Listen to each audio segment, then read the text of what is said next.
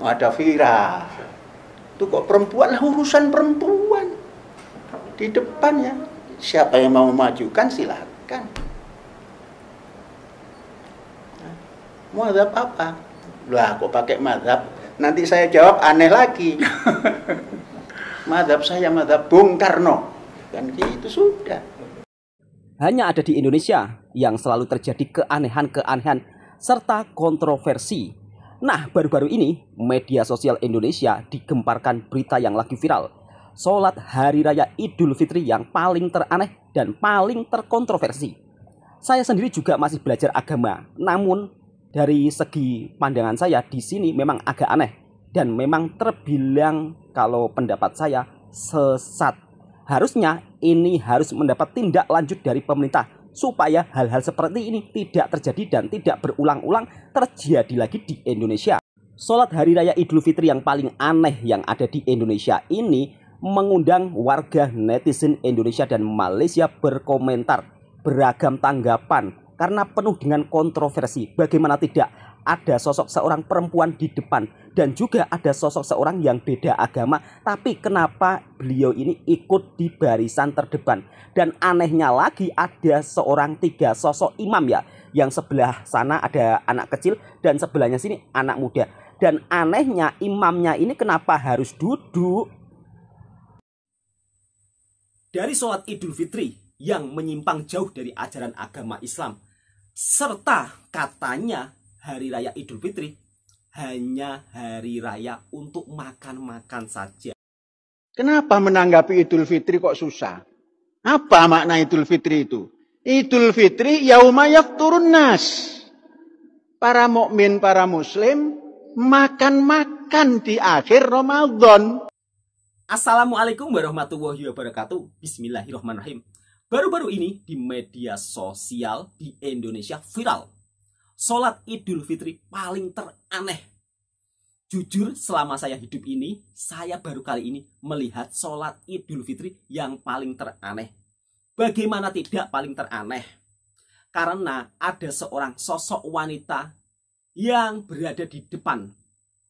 Biasanya kalau kita sholat, wanita kan dipisahkan. Namun di pondok pesantren Az-Zaitun ini justru sosok seorang wanita malah berada di depan. Dan saat sang imam sedang rukuk sujud, namun sosok wanita ini hanya berdiri. Di sebelahnya sosok wanita ini juga ada seorang yang beragama Kristen ya. Kalau saya lihat dia hanya menggenggam saja. Toleransi sih boleh, tapi kalau seperti ini ya sudah kelewatan ya kan. Jangan sampai Islam dilecehkan.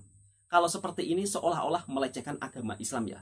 Buat sahabatku mungkin yang lebih tahu silahkan tulis di kolom komentar. Soal agama saya juga masih baru belajar. Sepertinya kalau dibiarkan seperti ini justru akan menyesatkan umat. Seperti apa sih videonya? Jom kita lihat bersama-sama. Bahkan sang pemimpin pondok ini justru selalu mengungkapkan kata-kata yang kontroversi. Malahan dia ikut mazhab Soekarno. Ini kalau Bung Karno dengar di dalam kubur, dalam hatinya, kok saya malah diikut-ikutan. Mungkin seperti itu ya. Ya, jujur ya, aku kalau lihat tingkah laku para warga Konoha itu kadang-kadang sangat jengkel juga.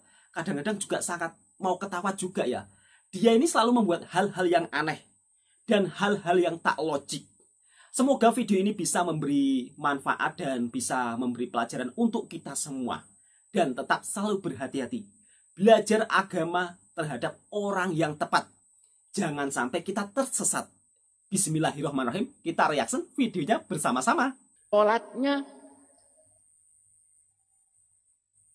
Kenapa menanggapi Idul Fitri kok susah? Apa makna Idul Fitri itu? Idul Fitri yauma yafturun nas. Mengatakan para mukmin, para muslim makan-makan di akhir Ramadan. Nah, ini Idul Fitri katanya acara makan-makan saja. Cuma makan-makan aja kok gegeran. Jangan sampai gegeran. Idul Fitri itu hari makan-makan. Yang biasanya pagi-pagi nggak ada fatur, sekarang ada fatur. Makan-makan. Jangan terlalu jauh memaknai Idul Fitri kok kemana-mana.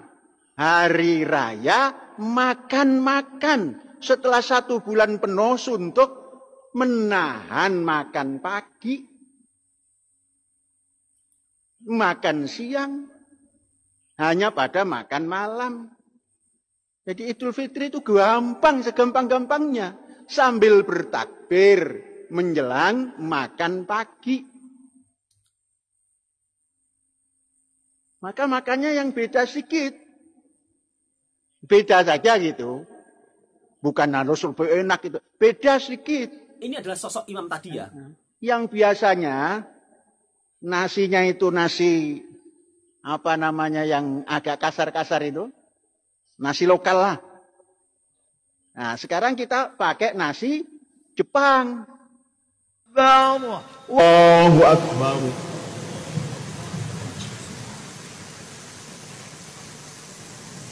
Mendengar nama Israel sebagai negara, seakan-akan dia negara itu adalah penjajah.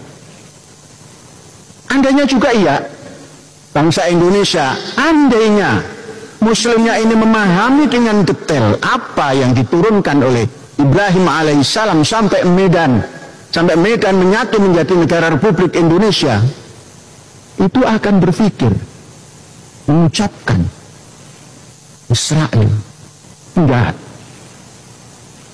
Na'udzubillah. Saudara-saudara, jangan masuk kelompok yang berpikir seperti itu. Seorang besar bernama Terah, keturunan daripada Nuh, melahirkan seorang putra dan saudara-saudaranya bernama Ibrahim. Ibrahim mempunyai istri. Yang pertama Surai atau Sarah, yang selanjutnya adalah Ibu Hajar, yang selanjutnya adalah Ibu Keturah. Kita membaca keturunan daripada Ibrahim alaihissalam yang ditulis oleh Ibnu Hisham di kitab Sirah Nabawi. Ibrahim alaihissalam, Ibrahim Khalilur Rahman, menikah kepada Hajar. Hajar memperanakkan Ismail alaihissalam, seorang nabi. Dari keturunan ini sampai kepada Nabi Muhammad sallallahu alaihi wasallam memakan 27 generasi. Ibrahim alaihissalam menikah kepada Sarah. Beliau memiliki 1 orang anak yang namanya Yudhak atau Ishak dalam bahasa Arab. Dari Ishak ini menurunkan Yakub yang kemudian berubah nama Yisrael atau Israel. Israel punya putra 12 putra. Mari kita baca satu-satu siapa putra daripada Yakub, daripada Israel itu, supaya kita tidak tersesat di tengah jalan. Setiap membaca Bani Israel, sepertinya mulut kita ini menyesal karena kita belum mengetahui. Tapi tatkala kita membaca Al-Quran, surat Al-Baqarah itu berkisah tentang Bani Israel lebih daripada sepertiga surat yang terpanjang. Nabi Muhammad bercerita Bani Israel, dan Israel umatnya belakangan ini tidak terlalu memahami siapa itu Israel yang oleh nabinya telah ditetapkan dalam Quran. Dan yang paling fasih membahas kitab-kitab perjanjian lama dan perjanjian baru adalah Nabi Muhammad dengan Qurannya, sekalipun tentunya tidak sesempurna yang telah ditulis, baik itu yang berada di Septuaginta dan lain-lain. Nah, saudara-saudara, putra daripada Yakub atau Israel, yang pertama adalah Ruben, kemudian Simeon, anak kedua. Kemudian Lewi. Lewi inilah nanti yang akan menurunkan gembong besar, Musa alaihissalam. Kemudian Yehuda. Dari Yehuda inilah yang akan timbul Yudaisme atau Yahudi. Kemudian nama Dan, anak yang kelima. Kemudian Naftali. Kemudian Gad. Kemudian Asher. Kemudian Issachar. Kemudian Zabulon. Kemudian Yusuf. Kemudian bin Yamin. 12 cucu daripada Ishak. 12 cicit daripada Ibrahim. Dari turunan Bunda Sarah. Inilah nanti yang disebut ya Bani Israel. Inilah yang menurunkan turunan-turunan Israel. Yang kemudian bergerak. Karena tampil Nabi Ibrahim, kemudian melahirkan Ishak, itu adalah di Kanaan, yang kemudian terkenal Palestina. Dan kepada cucu dan cicitnya mengatakan, tinggallah di bumi yang dijanjikan oleh Allah kepadamu. Itulah Palestina. Saudara-saudara, kita juga harus membaca siapa putra daripada Ibrahim alaihissalam dari keturunan Bunda Keturah. Orang Indonesia menamakan Bunda Kasturi, karena Keturah adalah wangi-wangi kasturi. Dari sini Nabi Ibrahim punya anak. Yang pertama namanya Zimran, yang kedua namanya Yuksan, yang ketiga namanya Medan, yang keempat namanya Median, yang kelima namanya Isbak, yang keenam namanya Su'ah. Saudara-saudara, dengan husnudzon kita mungkin atau bisa jadi atau besar kemungkinan keturunan daripada Nabi Ibrahim dari Bunda Keturah. Prasasti yang jelas adalah nama putra Nabi Ibrahim, Median, itu ada di Timur Tengah, dan Medan ada di Indonesia. Untunglah bangsa Indonesia bisa mempersatukan antara Medan dan Merdeka Barat dan Utara. Medan Merdeka Utara dan Medan yang di sana, Bah, ini Medan, Bah. Nah itu. Saudara-saudara, mengenal silsilah ini, maka kita tumbuh sile asih, sile asah, sile asuh. Itu namanya toleransi. Tatkala tidak mengenal, maka seakan-akan Israel itu bajingan yang harus dijauhi. Tidak tahu Israel adalah putra daripada Ishak, putra daripada Ibrahim alaihissalam, yang hari-hari kita membaca doa selawat. Allahumma sholli ala Muhammad wa ala ali Muhammad kama shallaita ala Ibrahim wa ala ali Ibrahim.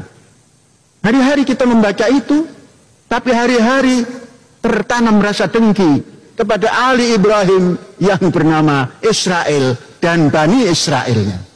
Sehingga mendengar nama Israel sebagai negara, seakan-akan dia, negara itu adalah penjajah. Andainya juga iya, bangsa Indonesia, andainya Muslimnya ini memahami dengan detail apa yang diturunkan oleh Ibrahim alaihissalam sampai Medan menyatu menjadi negara Republik Indonesia, itu akan berpikir, mengucapkan Israel penjahat. Na'udzubillah. Saudara-saudara, jangan masuk kelompok yang berpikir seperti itu. Dari sholat Idul Fitri yang menyimpang jauh dari ajaran Islam. Selama saya belajar Islam, biasanya seorang imam selalu menoleh ke belakang untuk rapatkan saf. Bahkan untuk pakaiannya saja, saya agak sedikit terheran-heran ya. Ini mau sholat atau mau ke office pakai jas semua ya. Sebenarnya tidak masalah ya. Yang penting menutup aurat. Bukan hanya sholat Idul Fitrinya saja yang kontroversi, namun sang imam juga memberi khutbah yang begitu sangat kontroversi, seakan-akan membela Israel, seakan-akan tidak boleh membenci Israel. Ini tentunya sudah jangan sampai dibiarkan ya. Harusnya pemerintah harus cepat tindak tegas membasmi para imam-imam yang seperti ini. Bisa-bisa ini menyesatkan seluruh anak bangsa kalau dibiarkan. Jujur dalam hati saya sangat sedih melihat fenomena seperti ini sampai terbelit-belit lidah saya. Cukup sampai di sini dulu videonya. Semoga video ini bermanfaat untuk sahabatku semua. Dan jangan lupa tekan tombol merahnya, subscribe, like, komen, bagikan ke teman-teman Anda. Ini kalau di Malaysia memang sudah ditindak tegas. Karena untuk soal agama di Malaysia aturannya lebih ketat. Assalamualaikum warahmatullahi wabarakatuh.